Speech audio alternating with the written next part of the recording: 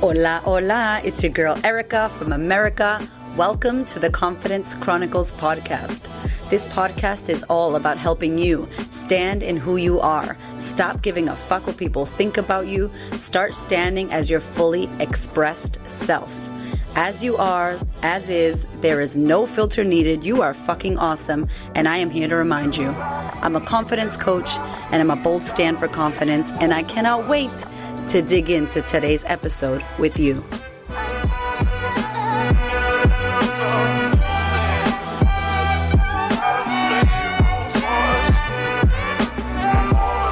Okay, extremely important stuff. I have literally been doing videos all day, and I wanted to talk about something that a lot of women message me about on my Instagram or at my live events. And they say things like, no one's speaking up for the beauty industry. No one's speaking up for mothers, single mothers. No one's speaking up for this niche or that group of people or whatever it is. Good? My car's having a fit. Bing. And I wanna tell you this because I remember being in New Zealand and a girl getting up when I played a video that I play at my masterclass event. And it's a video about how women don't think they're beautiful. And the whole theme about it is how we see ourselves totally screwed and misconstrued compared to how other people see us. And this video was about the physical image. And she got up and said, cool, but why does it always have to be about women being beautiful? And I could really feel in her that she had a passion and a calling and a mission that was coming out of her. It wasn't the right place, as in it wasn't my message. And in my room, we were talking about confidence and the way women see themselves. So that was really valid and it made sense in my area. But she was getting something else for herself. And I remember saying to her, I don't do that work.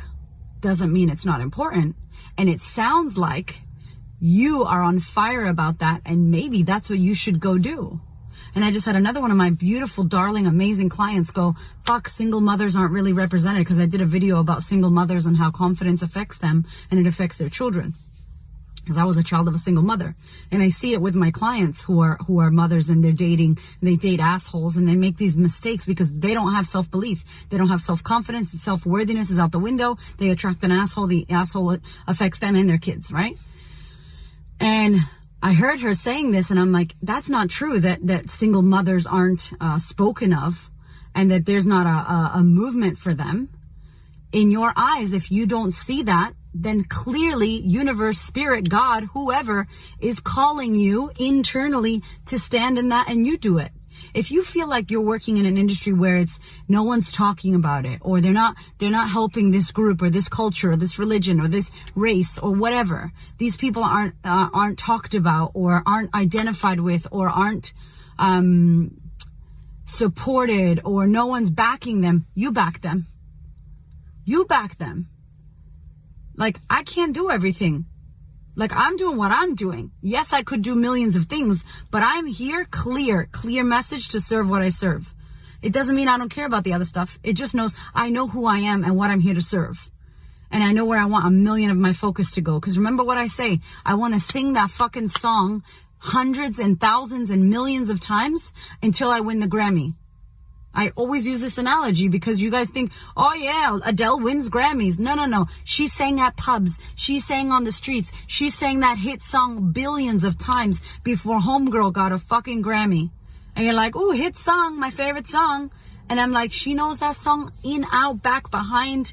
She knows it better than anybody because she sang it so many times. She got the nuances. I want to know my message so well. I want to be the person that you go to for confidence. I want to be the woman. I want to be the one that talks about that. That is my jam. Do I talk about more shit? Yes. Is other things interesting to me? Yes. I'm a mother. Hello. I'm a sexual abuse, kid. I'm a foster kid. There's so much that I'm interested in. But my message and mass message that I want to hit the world with is this one. If you feel something coming out of you and you feel like you wish more people were represented in the LGBT, the rest of it community, if you feel like more women should be talked about, single mothers, if you feel like artists need a voice, if you feel like XYZ needs this, you be that. Consider that you wishing that someone was doing that is a little knock, knock, knock on your door that you should go fucking do that. Go do it. If you can't see it, clearly people aren't making enough noise, you do it. Because that's calling you. That's what purpose is about. That's what finding fire and passion is about. This shit calls me. This is my 3rd video. I didn't go live because fuck, it's too many lives.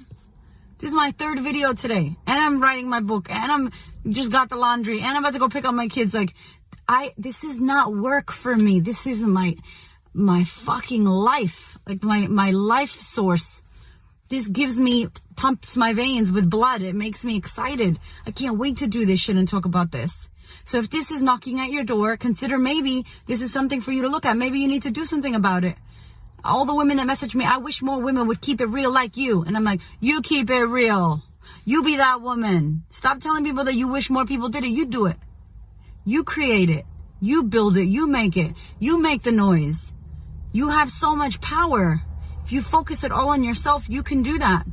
And even you just thinking that should exist is, hey, it's your fucking intuition whispering at you. How do you know? It's talking to you somewhere, somehow.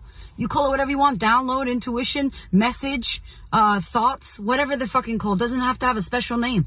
Clearly it's coming to you because it wants you to do something with it. So go do something with it. My darling, we are in wild times right now. And in order for you to manage your mind and boost your immunity and be level-headed instead of panic, I want to invite you to consider online training, to consider joining a community, a sistership where you are going to be held, where you're going to be supported, where you have a safe space to unravel, and with all this time at home, you can actually better your life and work on yourself. Good news as well, I have now done a 12-month payment plan for the online sisterhood. So many women right now are experiencing trouble with their finances, losing their jobs, being single mothers, not knowing when their next money or paycheck is going to come from. And we are navigating that with our current sisterhood members. We are working with every woman that we can in order to support them in these tough times. And I hear you out there saying, I'd love to join the sisterhood, but I can't afford it. I can't afford 6 payments. So what I've done is made it a year-long program. It's a year-long program with a year-long payment plan. I really, really want you to consider if this is the time for you to join the sisterhood and work on yourself. It is available to you now. Let's do the damn thing. Thank you so much for listening. I so appreciate your ears, your time, your energy, and your attention. Please do me a favor and head over to Apple iTunes, subscribe so that you don't miss an episode, share this episode with a sister who you know needs to hear it, and if you feel called to, leave me a review. I'd love to know what you think about the podcast. I'd love to know how this information is helping you change your world. Thank you so much for being here. I know that there are many podcasts you could listen to, and I really appreciate you listening to mine. Have a gorgeous week, honey.